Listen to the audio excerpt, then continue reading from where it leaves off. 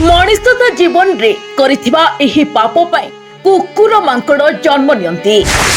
कण आपण भी करूछंती कि एही पाप होई जांतु सावधान। आर जन्म रे कुकुर मांकड़ होई जन्म नेबे।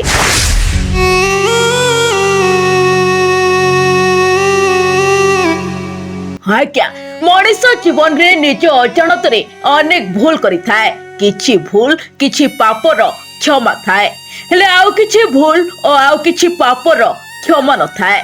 जो पाप पाई मनीष को आर जन्म रे एही रूप रे जन्म नेबाकू पड़ी थाए। गीता रे कह जायछि मनीष मृत्यु परे साथी रे कर्म को सांगरे नहीं जाए, पुण्य को साथी रे नहीं जाए। जदि मनीष निज जीवन रे पुण्य करिथांती तेबे तांकू स्वर्ग रे स्थान मिलिबा सहित पुणी थरे मनीष जन्म मिलिथाए। आ जदि मनीष पाप करिथांती तेबे तांकू कुकुर मांकड़ रूप रे जन्म नेबाकू पड़िथाए। तेबे गरुड़ पुराण अनुसार मनीषर कर्म को नहीं ताकू मिलुथिबा दंड विषय कह जायछि। तेबे आज आम आपण मानकू गरुड़ पुराण अनुसार मनीष क्यों कर्म कले क्यों जन्म पाइबे ताहा विषय रे कहबू। तेबे डेरी न करी आसंतु जानिबा ओ पाप कर्म करिबाठू दूर रे रहिबा। गरुड़ पुराण अनुसार जेतेबेले जणे मनीष गृह संसार त्याग करी सन्यास होई जाउछंती और सन्यास हेबा परे पुणी थरे स्त्री सह संपर्क रखुछंती, सेही व्यक्ति आर जन्म रे कोइली होई जन्म नियंती। तेबे जो माने अधिक कली झगड़ा करिबा पई पसंद करंती सेमाने मध्य पर जन्म रे बिराड़ी जन्म नेथांती।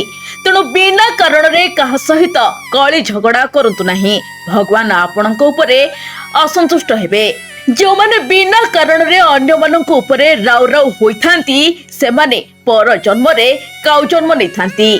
तेणु बंधुगण जदि आपण मानक एही गुण अछि ताहले तुरंत सतर्क हो जांतु।